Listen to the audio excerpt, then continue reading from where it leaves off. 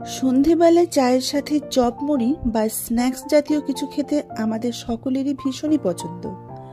আর এই স্ন্যাক্সটি যদি বাজার থেকে কিনে না এনে আমরা খুব সহজেই বাড়িতে বানিয়ে নিতে পারি, তবে কেমন হয় বলো তো? নমস্কার বন্ধুরা, দ্য বেঙ্গল ডিলিশিয়াসের রান্নাঘরে আমি তনুজা তোমাদের সকলকে স্বাগত জানিয়ে শুরু করছি আজকের রেসিপি। আমার আজকের রেসিপি মুচমুচে টেস্টি মুখরোচক আলুর চপ। এই আলুর চপ বানানো যতটা সহজ, খেতে কিন্তু ততটাই টেস্টি হয়। এই আলুর চপটি বানানো এতটাই সহজ যে যে কেউ বানিয়ে নিতে পারবে। তবে এসো আলুর চপের রেসিপিটি দেখে নিই। আলুর চপ বানানোর জন্য আমি একটি ব্যাটার তৈরি করে নেব। তার জন্য একটি বড় সাইজের বোল নিয়ে নিয়েছি আর তার উপরে একটি ছাঁকনি বসিয়ে দিয়েছি। এবার 2 কাপ পরিমাণ বেসন নিয়ে নিলাম। তোমরা তোমাদের প্রয়োজন মতো বেসন নেবে। বেসনটাকে এবার ছেঁকে নিচ্ছি, যাতে করে বেসনের মধ্যে কোনো রকম ডেলা বা লাম্পস না থাকে। এবার বেসনের মধ্যে দিয়ে দিচ্ছি পরিমাণ মতো লবণ আর 1 চামচ পরিমাণ লঙ্কার গুঁড়ো। ঝালটা নিজেদের স্বাদ অনুযায়ী দেবে। এবার সমস্ত কিছুকে ভালো করে মিশিয়ে নেব। এবার অল্প অল্প করে জল দিয়ে ব্যাটারটি তৈরি করে নেব।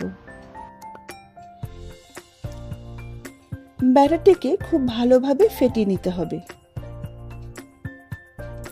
আমি একটি উইক্সের সাহায্যে ফেটিয়ে নিচ্ছি, তোমরা চাইলে হাত দিয়ে ফেটিয়ে নিতে পারো। ব্যাটারটিকে কিন্তু খুব ভালোভাবে ফেটিয়ে নিতে হবে। ব্যাটারটি আমাদের ফেটানো হয়ে গেছে আর ব্যাটারটি খুব সুন্দর স্মুথ হয়ে গেছে। এবার ঢাকা দিয়ে ব্যাটারটিকে রেস্টে রেখে দেব।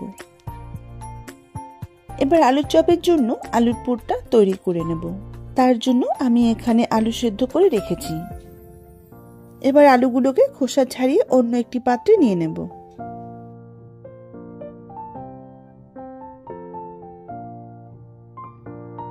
আলুগুলোকে খুব ভালোভাবে ম্যাশ করে নিতে হবে।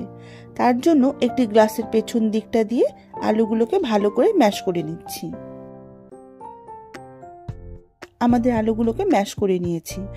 এবার তাতে দিয়ে দিচ্ছি স্বাদ অনুযায়ী লবণ আর দিচ্ছি কাঁচা লঙ্কা কুচি, 2 মিডিয়াম সাইজের পেঁয়াজ কুচি একদম মিহি করে কেটে নিয়েছি, আর দিলাম ধনেপাতা কুচি। কিছুটা পরিমাণ পেঁয়াজ আর ধনেপাতা কুচি রেখে দিলাম, এটা পরে ব্যবহার করব। এবার সমস্ত কিছুকে ভালো করে মেখে নেব, যাতে করে আলুর মধ্যে সমস্ত ফ্লেভার চলে যায়। আমাদের আলুর পুরটা মাখা হয়ে গেছে। এবার বাকি পেঁয়াজ আর ধনেপাতা কুচিটাকে আলুর মধ্যে দিয়ে দেব আর আলুর সাথে মিশিয়ে নেব। শেষে দিয়ে দিচ্ছি 1 চামচ পরিমাণ ভাজা মশলার গুঁড়ো। জিরে আর ধনে শুকনো খোলায় ভেজে গুঁড়ো করে রেখেছিলাম। আর দিচ্ছি চিলি ফ্লেক্স।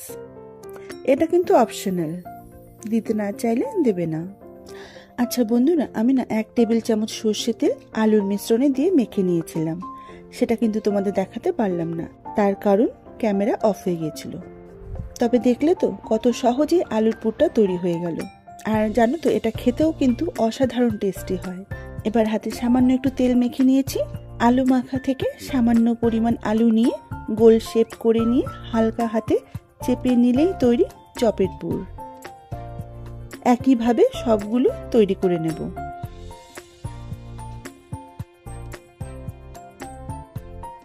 চপের জন্য পুরটা তৈরি হয়ে গেছে। এবার ব্যাটারটিতে দিয়ে দিচ্ছি 1/4 স্পুন বেকিং সোডা। সোডাটাকে ব্যাটারে ভালো করে মিশিয়ে নেব।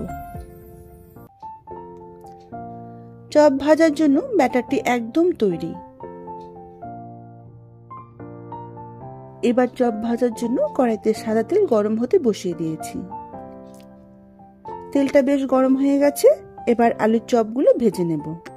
একটি আলুর পুর ব্যাটারে দিয়ে একটি কাঁটা চামচের সাহায্যে ব্যাটারে চুবিয়ে নিয়ে তারপর এক্সট্রা ব্যাটার ঝরিয়ে নিয়ে গরম তেলে ছেড়ে দেব। একইভাবে আরো চপ তেলে ছেড়ে দেব। গ্যাসের ফ্লেম মিডিয়াম টু লোতে রেখে চপগুলো ভেজে নেব। আমাদের মুচমুচে টেস্টি মুখরোচক আলুর চপ একদম তৈরি। দেখেছো তো, খুব সহজেই তৈরি হয়ে গেল আলুর চপ। বিকেলে চায়ের সাথে অথবা মুড়ির সাথে সার্ভ করে নেব। আজকের ভীষণই সহজ মুচমুচে টেস্টি আলুর চপের রেসিপি তোমাদের কেমন লেগেছে অবশ্যই কমেন্ট বক্সে জানাবে। তবে আজ এখানেই শেষ করছি, আবার অন্য কোনো রেসিপি নিয়ে হাজির হয়ে যাব। সকলেই সুস্থ থেকো, ভালো থেকো, ধন্যবাদ।